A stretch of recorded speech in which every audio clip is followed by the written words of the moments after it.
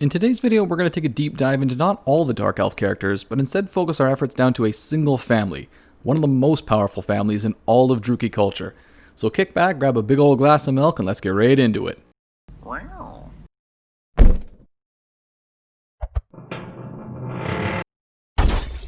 For those of you who don't peruse the lore, Dark Elf culture is centered around powerful families. The most infamous among them are Malekith and Morathi, the son and wife of Anarion respectively. Most players are aware of the mother and son who rule the Dark Elves, but for example, Lokier Fellheart also belongs to one such family, the Fellhearts. While Lokier might be the most well-known among them, he is far from the first Corsair in his family. That honor goes to Menrieth Fellheart, and is also related to Lathikir Fellheart, a Druchii who tracked, charted, and raided High Elf ships in the Far East generations before Lokier was even born. Malus Darkblade is also one, though of a differing name. See, Darkblade is a title given for all Dark Elf bastard-born, in place of what their family name would have been. But Malith is actually a Fellblade. While he has two brothers and sisters, the bulk of the Fellblade status is due to their father, Luren Fellblade, who is the military, or was the military commander for Haegrafe, given that Malus himself killed him. Even Crone Hellebrand's legend doesn't begin with her, but rather her father, Elandrion.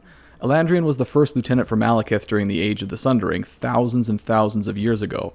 He was unfortunately caught by Elithanar during the conflict and tied to a tree that would keep him alive for eternity while he was tortured by the people he had doomed. Now, you didn't come here for a history lesson, I'm sure, so what does this have to do with our video? Well, simply put, there is a family that isn't present in the games at all, but is far more subtle and potentially more dangerous than all the other families on this list, save for Malekith and Morathi themselves, the Hellbanes.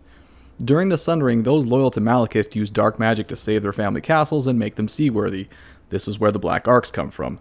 The Hellbanes sided with Malekith, owing to the camaraderie between Morathi and Anethra Hellbane, who were as close as any Druchii relationship can practically be, with both of them being proud members of the Cult of Excess. The castle Athil Cairn was one such castle, and when Anethra Hellbane took to the sea in it, she renamed it the Temple of Spite. Amidst the ongoing battles between the now divided elves, her husband Kadron was unfortunately slain in combat, which invited her brother-in-law Hirsanor to try and take control of her colony. At the time, Anethra couldn't take him on in direct combat, and that's where we get our first glimpse into why the Hellbanes are so powerful. While working with subtle manipulations, she eventually convinced Hirsanor to poison Morathi, and warned Morathi of the upcoming attempt. When Hirsanor was inevitably caught and executed, Anethra had both eliminated her rival and increased her standing with Morathi, one of the most powerful people in Dark Elf culture. With the aid of her only son, Narek, she then focused on increasing her family's power and influence. One of her later descendants, Duriath Hellbane, would be given the Temple of Spite to command, and would use its incredible power to raid villages in the Southlands and even go so far as to raid cities within Ind. Eventually, Duriath's infamy would allow him to raise a force of 10,000 elves and over 24 warships, with the express intent of going in and taking over a high elf fortress on the Isles of Elithis, which would give him virtually unassailable control of the Boiling Sea and its various trade routes. While the world would end before he could make his move, it's highly probable that such an attack would have been successful. A force that large attacking a region that the High Elves didn't have a particularly strong garrison of, Duriath would have almost assuredly had his victory. Anethra herself went over to Grond with Morathi and was instrumental in forming the Dark Convent. Here Anethra gained her first personal powers, learning many rituals and pacts. Her 5,000-year lifespan is a testament to these powers, but so too is the fact that she has remained the matriarch of such a powerful Dark Elf family this whole time. Eventually, she would make her way back to Clark Harond, and now resides in a colossal mansion alongside Narek. While the city itself is outwardly pledged to Venhil Chillblade, all who reside within know who really pulls the strings. To have any hope of success in Clark Harond, the Hellbanes must be appeased. Some of these weaker families are all too willing to deal with the Hellbanes, making them very easily manipulated. None have epitomized this more than Kelthray, the son of a weaker, up-and-coming Dark Elf family. Kelthray wanted more power than his own family could have ever hoped to have offered him, and so he committed matricide in order to prove his loyalty to the Hellbanes.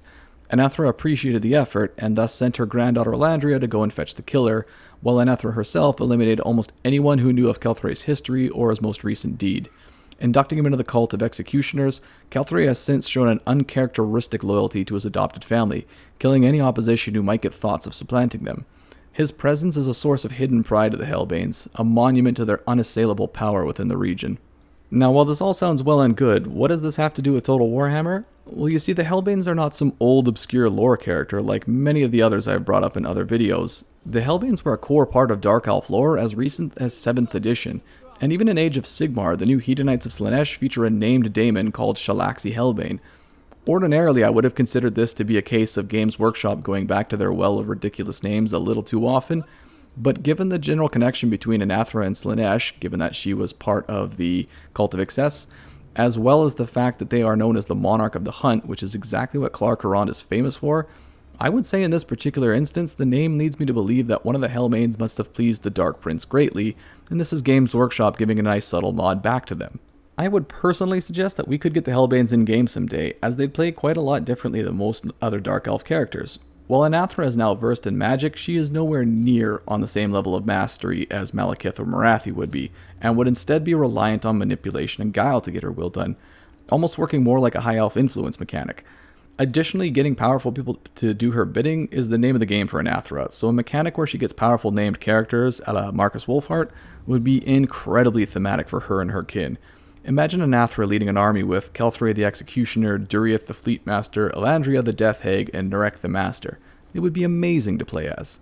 But a much stronger piece of evidence around their inclusion in Game 3 is their frequent dealings in the Far East. The Hellbanes have a history of hitting both Ind and the High Elf Islands off to the Far East, which gives them a reason to exist over there, far more so than any other named characters in the Dark Elf roster. Would I expect them in at launch? No, of course not. But if the Dark Elves are going to have a faction, it should be theirs, and it makes them the easiest legendary lord to include if and when we get a Dark Elf Game 3 DLC released. Anyways, that's going to be it for today's video. I wanted to try something a little bit smaller this time and get a little bit more detailed within. Did you like the new format? Did you prefer the old style? Is there anything you'd have me change about it? And also, what do you think about the Hellbanes? Let me know down below, and as always, I want to thank you all for watching, and I'll see you all next time.